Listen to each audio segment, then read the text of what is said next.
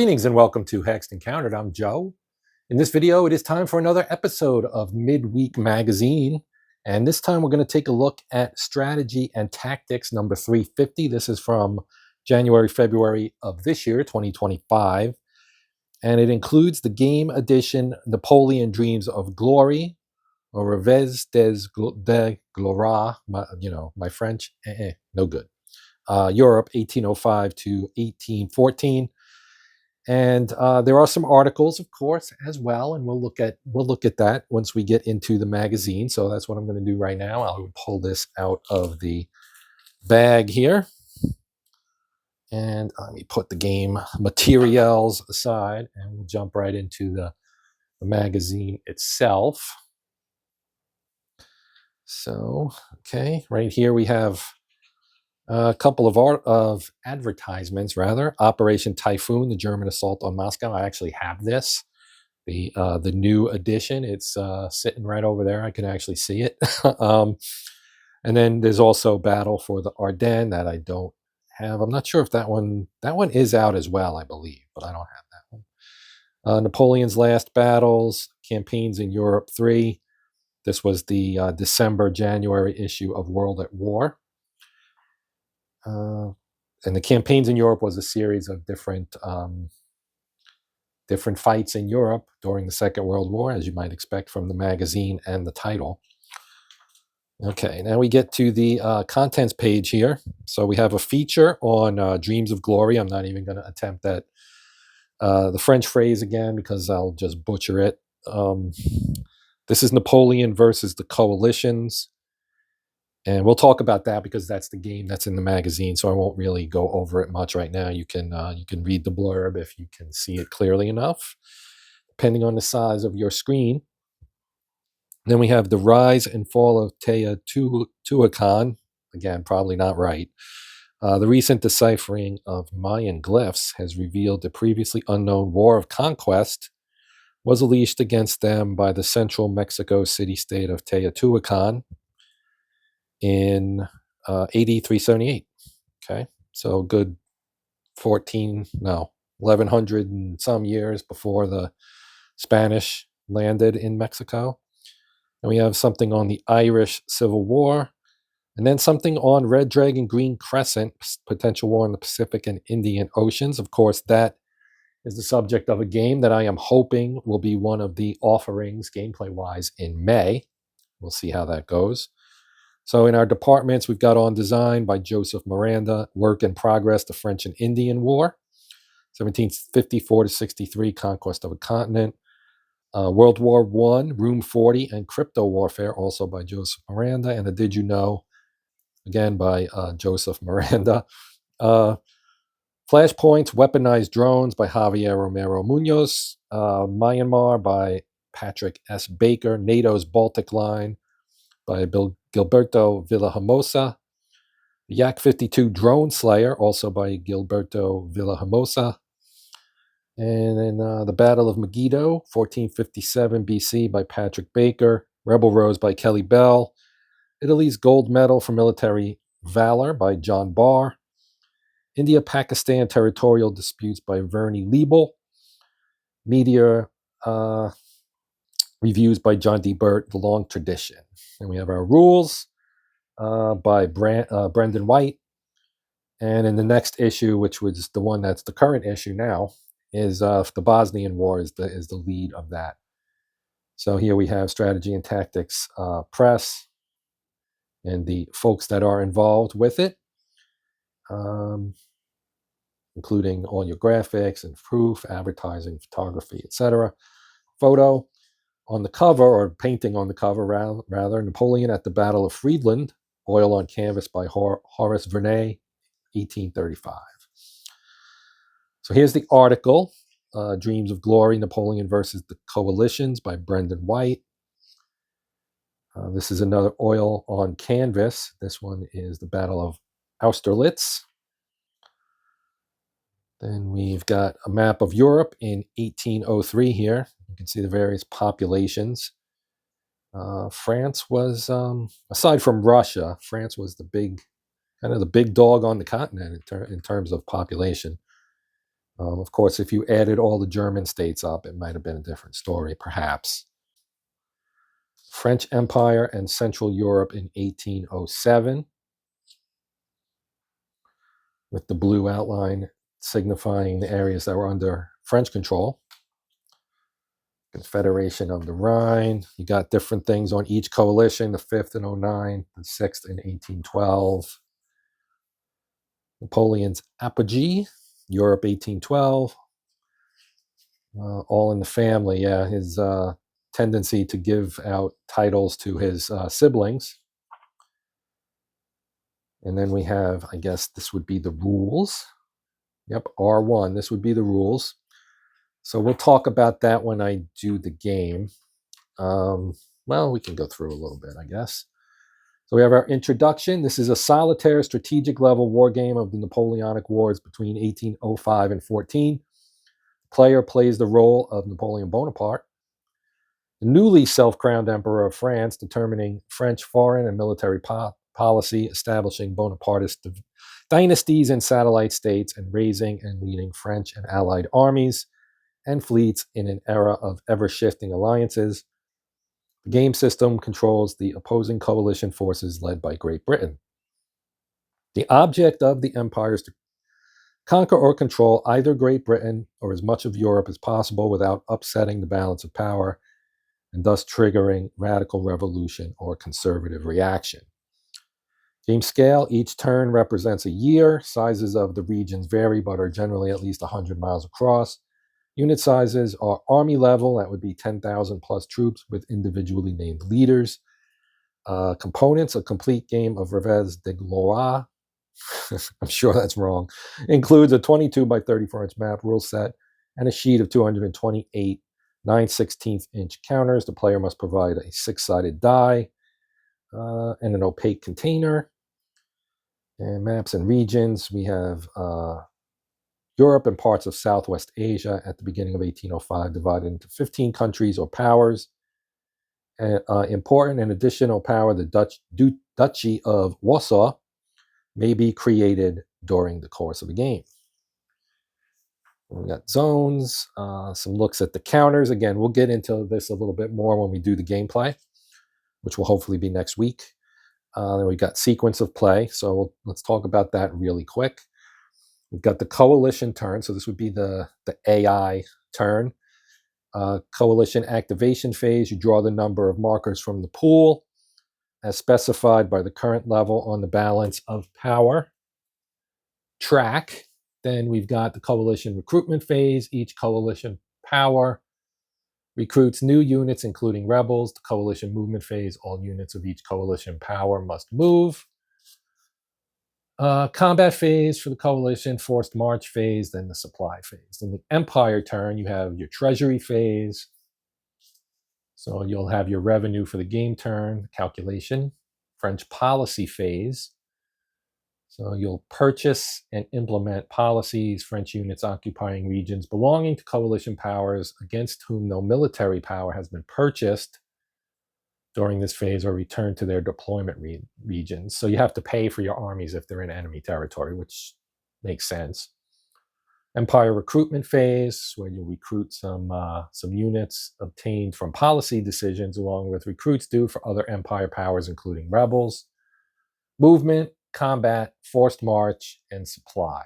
Then an administrative phase to determine if there's been a sudden death victory, any power whose capital is enemy-controlled surrenders, with possible cession of regions, imposition of a Bonapartist dynasty, or outright French annexation. Check the number of fortunes of war markers. Move the balance of power by 1 towards 0. Move the turn marker to the next box on the game turn track. Victory conditions. You've got a list of the things that will trigger sudden death. Yeah, you can actually invade England. So if you occupy London, that would be a victory. The Empire can achieve a sudden death by occupying London by at least one army at the beginning of an administration phase. it must be occupied by a French army, not an empire-controlled army, or all existing powers except Great Britain are either allied with the empire or in mandatory neutrality. And if Paris and London are both occupied by enemy forces at the beginning of an administrative phase, the game ends in a draw. And we got victory points, victory levels, belligerency and neutrality, balance of power, coalition activation, description. So this is where you get into the down and dirty of the various phases, I guess. How recruitment works, stacking rules. No more than one garrison unit, no more than 2 rebel units in a region. Movement, how that works. Restrictions, covering forces, coalition movement, empire movement. Combat is section 14, and you've got retreat, forced march, supply. Leaders, you got rebels and Gibraltar and so on. Then leaders, fleets, rebels, surrender. Cession, Bonapartist dynasties, French annexation, Confederation of the Rhine, Duchy of Warsaw, and then scenarios. So you've got 3rd coalition, 5th coalition, 6th coalition, 4th coalition. Okay, I missed it, but it's in there. And event markers chart. Then you've got your good old-fashioned subscription insert. That takes you back. And then we go back to the article. The article concludes here on page 18. We got another ad for some of the November deals of the month. Big game sale. On design. So this is Joseph Miranda talking about the design of the game that's included in here. And of course, here's a little ad for it. And we got our Aztec War article between Teotihuacan and all right, there you go, the Empire of Teotihuacan.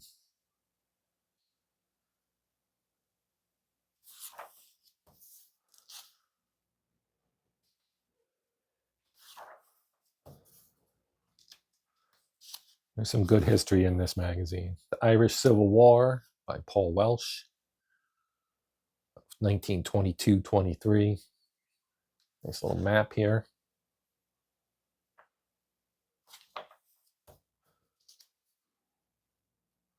Comparison of the 2 sides at their organizational heights. Oh, there's Michael Collins. Battle of Dublin, the battle for the 4 courts. The fighting in Dublin. IRA Commander-in-Chief Liam Lynch. Guerrilla War, Aftermath and Analysis. Then we have the article on the Red Dragon, Green Crescent. Now again, this obviously there's a game. If you've been following the channel, watching some of the videos, you've obviously probably seen there. Sorry, I kind of slid that to the left. That's what happens when I'm not looking at the camera. So yeah, you know, this looks, this is pretty much the area covered by the game. And you have bases and things marked for both US and coalition bases, French base, and you've got the Chinese stuff, some Indian naval bases and listening stations, etc. As I said, I'm going to try to get the game of this. This is an article about the situation, but I'd like to get this, the game itself, played in May. And you've got a map of China's border disputes, of which there appear to be a decent amount.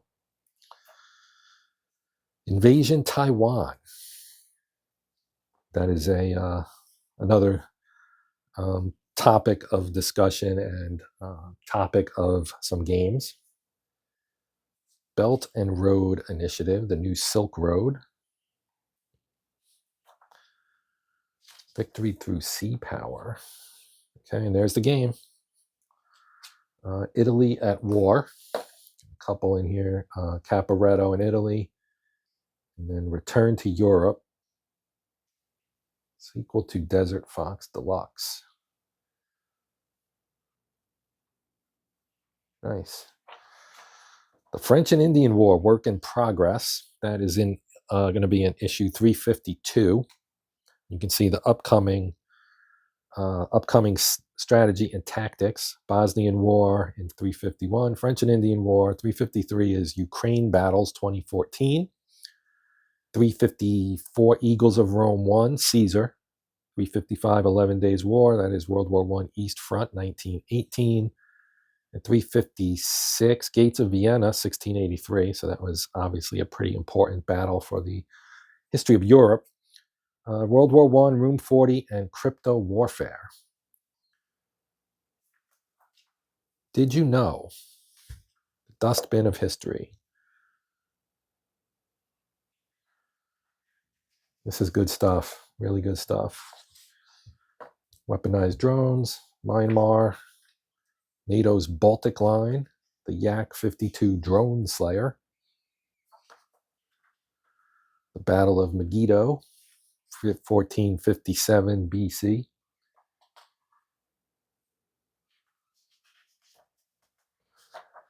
Rebel Rose.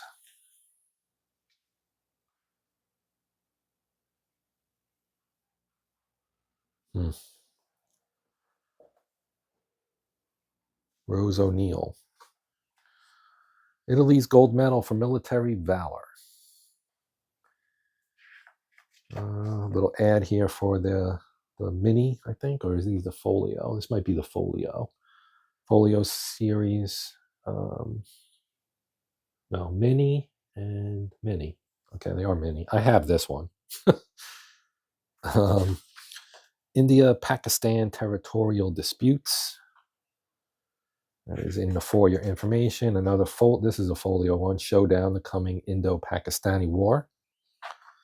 Bloody April, the birth of modern air power. So this is a book, media review by John Burt. Flying Circus Deluxe, digital editions. And The Long Tradition, 100 issues ago. Red Dragon Rising, Strategy and Tactics 250. And 200 issues ago, in 150 was Salerno, and in 50 was Battle for Germany. Interesting. And you've got Korea here, the Mobile War. That's the issue previous to this one, I think. And Christmas in Vietnam, sponsored content. And that's that. So that is a look at the magazine. Now let's take a look at the game content. We'll start with the counters here. So here's the counter sheet. So you can see you've got Sweden, you've got Russia, you've got Turkey, France, Italy, Portugal and Denmark, rebels. And we've got Prussia, some reform markers. You've got the Duchy of Warsaw here, and then Austria. We've got German states, Naples, Switzerland, Holland, some more national markers. The British, as you would expect, Spain, leaders, Blucher, Wellington, Marshall, Barclay, Kutuzov, Napoleon, Nelson, and Charles there. And some more markers. So we'll get a look at some of the markers here. You can see the ratings. The counters are pretty simple. Looks like only one numerical rating per. I'm assuming the higher the better. The British fleet here has a couple of fives there, whereas the French fleet are three. They are, some of them at least, double-sided. There's the turn marker. All right, so that is those are the counters. Here's the map. I think I'll have to open up the shot a little bit to get all of this. Let me do that. Okay, so here we have the map. We'll start it off here in the left corner. You can see you've got your balance of power change summary chart. We've got movement allowances. Armies have 3 movement points. Fleets have 3, optional 8. Garrison and rebels do not move. Terrain effect chart. French unit costs for replacement, I guess. Garrisons are 0.5, armies 1, fleets 3, leaders not applicable. Got our sequence of play. And we've got our game turn track, treasury track, the balance of power track.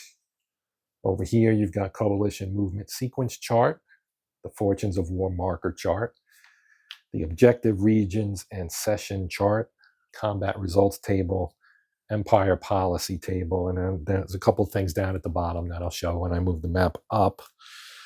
You can see the map itself. You got Russia, obviously, map of Europe. Most of you, if not everyone, would be familiar with the general layout of the continent at the time of the Napoleonic Wars.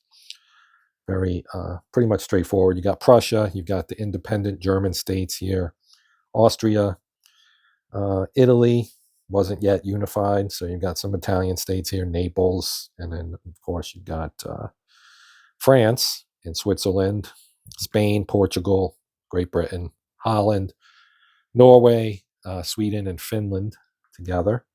Turkey down here, or the Ottoman Empire. And down at the bottom, we've got power status tracks for the various countries. You've got Egypt and Syria down here, Mesopotamia. There's Malta, etc. There's Gibraltar. You've got other policies, and then a coalition fortune of war marker and empire fortune of war marker. So that is it for this one. Hope you enjoyed it. That's going to do it for now. If you have any questions, comments, etc., you know what to do. Put them in the comments section. I'll do my best to get back to you as soon as I can. If you consider liking, sharing, and or subscribing, that would be awesome and greatly appreciated, but I understand might not be for everyone. But either way, hopefully you'll come back and check out something down the road. So, as I mentioned, we are done here. There will be a gameplay on this game sometime in the not too distant future. That's the plan, at least.